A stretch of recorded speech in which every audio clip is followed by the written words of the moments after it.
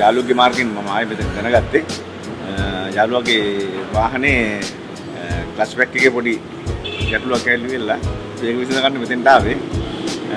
ඊපස්සේ මෙහෙන් අපි සියලුම විස්තර අපිට කිව්වා ක්ලච් පැක් එක ගැන මොකද්ද වෙන්නේ ගියර් බොක්ස් එකේ කොහොමද මේක වෙන්නේ කියලා. ඊපස්සේ මෙතෙන් ආව ක්ලච් පැක් එක සවුත් වෙලා කියලා. ඒකම මේ මහත්තුරු මෙතෙන්ට එනකොට දැනගෙන හිටියේ නැහැ. ඇත්තටම ඔටෝමැටික් ගියර් බොක්ස් එකක් නිසා මේකේ ක්ලච් ෆ්ලුයිඩ් එකක් තියෙනවද කියන එක.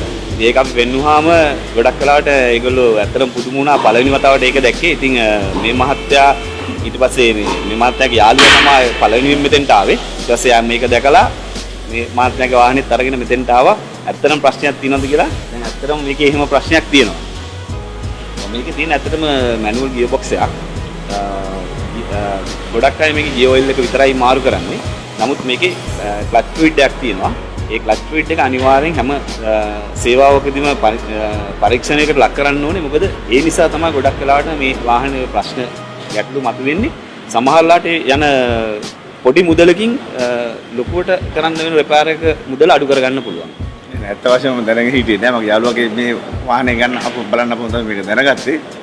දැන් මම මේකත් අරන් ආවා මේක චෙක් කරලා බලන්න මේක මොනවද තියෙන අඩුපාඩු තියෙනවද කියලා බලන්න. ගියර් ඔයිල් ක්ලච් ඔයිල් ටික මාරු කරගන්න. කලින් සර්විස් තැන් වල මේ ක්ලච් ඔයිල් ගියර් ඔයිල් මාරු කරලා නැහැ. මම දැන් ඒක බලලවත් නැහැ ඒක. මේ ෆස්ට් ටයිම් තමයි මාරු කරන්නේ. අපිට ඇත්තටම දැන් හයිබ්‍රිඩ් ගැන අලුතෙන් වාහනයක් ගන්න කෙනෙකුට ඇත්තටම දැනුවත් වෙන රැහෙන කාරණා තියෙනවා.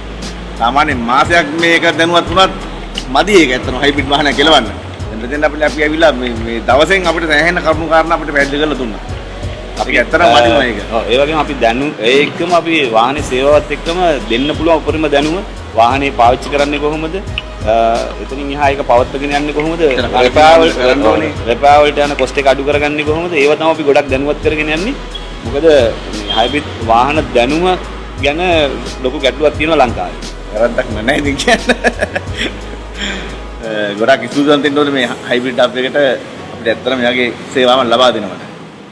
අනිවාර්යයෙන්ම පුළුවන් රෙකමන්ඩ් කරන්න.